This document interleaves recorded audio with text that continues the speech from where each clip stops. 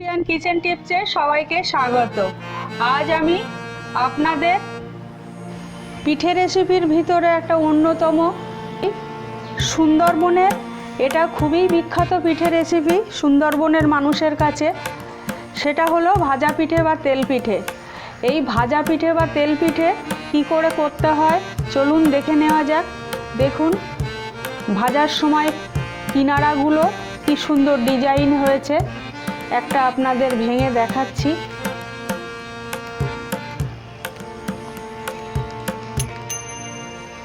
ভিতরটা আছে এবং অপূর্ব দেখতে, আর প্রত্যেকটা পিঠের এরকম কিনারাগুলো এরকম ডিজাইন ভাজার সময় হয়। তাহলে চলুন দেখে নেওয়া যাক কিভাবে এই তেল পিঠে বা ভাজা পিঠে করা যায়। আমি তেল পিঠে বা ভাজা পিঠে করার জন্যে 1 কেজি গোবিন্দভোগ চাল আমি মিক্সার গ্রাইন্ডারে গুঁড়ো করব। এই মিক্সার গ্রাইন্ডারে দিয়ে দিলাম চালটা। দেখুন, এই চাল গুঁড়ো করে নেব। মিক্সার গ্রাইন্ডারে গুঁড়ো করে নিয়েছি, এবার আমি চেলে নেব।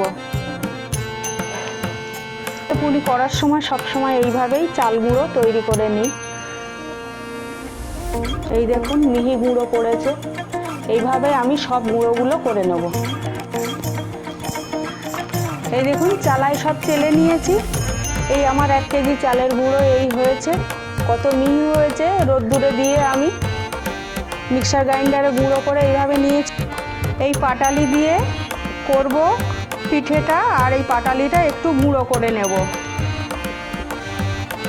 আতপ চালের এই গোবিন্দভোগের মিহি গুঁড়োটা আমি এবারে একটা গামলায় ঢেলে দিচ্ছি। আমি নয়, বনি ঢালছে, বনি ব্যাটারটা করবে। পরিমাণ মতো অল্প অল্প অল্প অল্প করে জল দিতে হবে। এর নির্দিষ্ট মাপ ছাড়া জল বেশি দেওয়া যাবে না, অল্প অল্প করে জল দিতে হবে চাল গুঁড়োতে। অবশ্যই উষ্ণ গরম জল দিতে হবে। আমি জলটা গরম করেই নিয়েছি। এবার ওই বাটির 2 বাটি পাটালি আমি ওই গুঁড়ো করে নিয়েছি। এবারে আমি মাপ করেই দেব, জানি না কতটা লাগবে। 2 বাটি দিয়ে দিলাম, লাগলে পরে আর একটু দেব। গুড়ের পরিমাণ যদি কম হয় পিঠে ফুলবে না, আবার গুড়ের পরিমাণও যদি বেশি হয়ে যায় ওই ব্যাটার চারিদিকে ছড়িয়ে যাবে তেলে। পারফেক্ট গুড় দিতে হবে, নইলে ব্যাটার ভালো হবে না। দেখুন, মাখা হচ্ছে। এবারে আমি 250 গ্রাম দুধ নিয়েছিলাম, দুধটাও গরম দিতে হবে। জানি না দুধটা কতটা লাগবে, ব্যাটারের ঘনত্ব অনুযায়ী দুধটা লাগবে, কিন্তু আমি টোটাল 250 গ্রাম দুধ নিয়েছিলাম। দুধটা গরম করে নিয়েছি। দুধটাও অল্প অল্প করে দিতে হবে। ব্যাটারটা ভালো করে ফেটাতে হবে। যত ফেটাবেন পিঠে তত ফুলবে।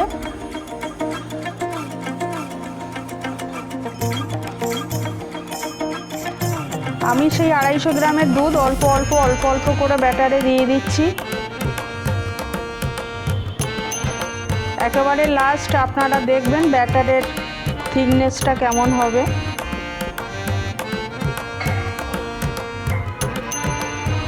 সামান্য পরিমাণ একটু লবণ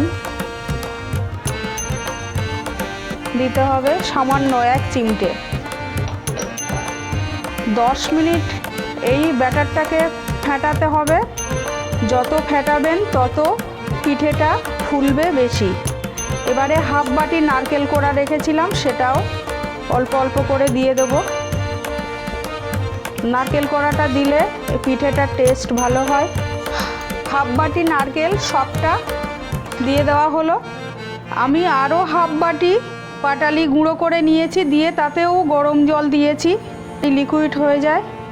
হাফ বাটিতে আমি গরম জল দিয়ে ওটা আবার লিকুইড করে নিচ্ছি। এই ব্যাটারে সবসময় দুধ হোক আর জল হোক সবসময় গরমই লাগে। আতপ চালের গুঁড়ো দিয়েই হয়। দেখুন, আমার ব্যাটারটা রেডি হয়ে গেছে। এবারে ব্যাটারের থিকনেসটা ঠিক এরকম হবে। এই দেখুন, এর থেকে হালকা হলে তেলে ছড়িয়ে যাবে, আর এর থেকে ঘন হলে পিঠেটা ফুলবে না। আর এই ব্যাটারটা একটু একটু করে পিঠেটা করার সময় অল্প অল্প করে যখন ঘন হয়ে যাবে, শুকনো চাল গুঁড়ো তো ওই জন্যে অল্প অল্প করে গরম জল দিতে হবে, ঠিক ঘনত্বটা থিকনেসটা এরকমই রাখার জন্য। আপনারা দেখে নিলেন এর থিকনেসটা কেমন হলো। এবারে আমি তৃতীয় স্টেপে বা পরের ধাপে যাব।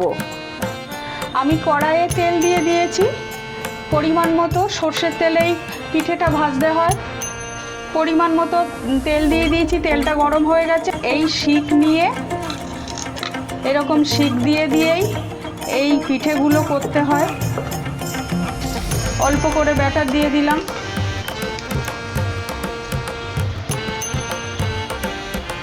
এটা একটা সুন্দরবনের বিখ্যাত পিঠে, এটাকে সুন্দরবনের লোক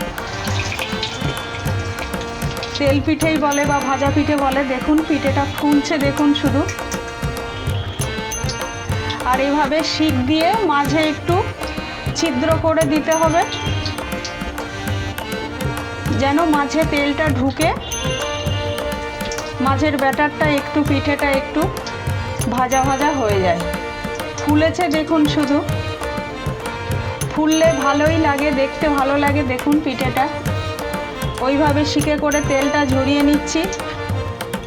দেখুন ওই পিঠেটা দেখুন কি সুন্দর কানা কোচা এবং ফুলে উঠেছে।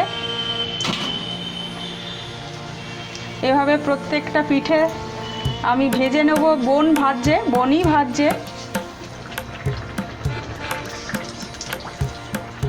পিঠেটা ফুলছে দেখুন। ওই পিঠেটাও ভাজা হয়ে গেছে। মাঝখানে এরকম শিক দিয়ে, দুটো শিক নেবেন আপনারা, শিক দিয়ে এভাবে মাঝখানে ছিদ্র করে দেবেন, দিয়ে শিকের কড়াইয়ের ওপরে এভাবে তুলে রাখবেন, তেলটা ঝরে যাবে। আবারও অল্প করে ব্যাটার দেওয়া হলে, বারবার আপনাদের দেখাচ্ছি যেন পারফেক্ট এভাবে আপনারা পিঠেটা করতে পারেন। ওই দেখুন পিঠেটা তেল ঝরে গেছে, কি সুন্দর ফুলেছে। আর একটা দেখুন কড়াইয়ে, এটাও ফুলছে দেখুন। অপর পিঠে দিয়ে দেওয়া হয়েছে। সবকটা পিঠে এরকম ফুলকো লুচির মতো ফুলবে এবং কানাগুলো সুন্দর কোচানো হবে। কানাটা কি সুন্দর কোচানো হয়েছে দেখুন। এভাবে প্রত্যেকটা, শুধু ব্যাটারের থিকনেসটা একেবারে ঠিকঠাক রাখতে হবে, পারফেক্ট রাখতে হবে, তবেই পিঠে সুন্দর হবে। এরকমভাবে আপনারা লোহার কড়াইয়ে ভাজবেন। লোহার কড়াইয়ে ভাজাটা সুন্দর হয় এই তেল পিঠেটা। আর আমার এই পিঠে রেসিপিটা যদি আপনাদের ভালো লেগে থাকে, একটা লাইক, কমেন্ট, শেয়ার করবেন। আর আমার চ্যানেলটা সাবস্ক্রাইব করবেন যারা নতুন আছেন। আর আপনাদের কাছে অনুরোধ রইল, এভাবেই বাড়িতে একবার বানাবেন। এবারে আমি ভাজছি।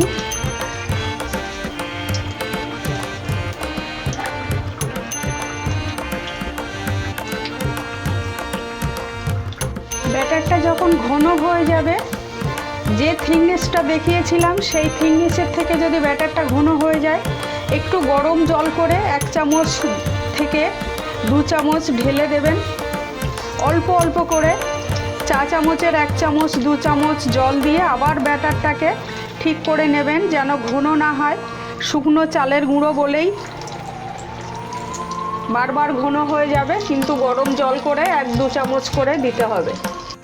মিডিয়াম হিটেই রাখবেন, নইলে হাই হিটে রাখলে আবার পুড়ে যাবে। আপনাদের বলতে ভুলে গেছি, আমি যে 250 গরম দুধ নিয়েছিলাম, সে 250 গরম দুধ সব লাগেনি। আর এই পিঠে রেসিপিটা আমার মায়ের কাছেই, আমাদের হাতে খড়ি, মায়ের কাছেই শেখা এইভাবেই পিঠে করা। দেখুন সব পিঠেগুলো হয়ে গেছে। আমি এই 2 গামলায় পিঠে সব রেডি করে নিয়েছি। এগুলো একটু বড় করেছি, এগুলো একটু মিডিয়াম সাইজের করেছি।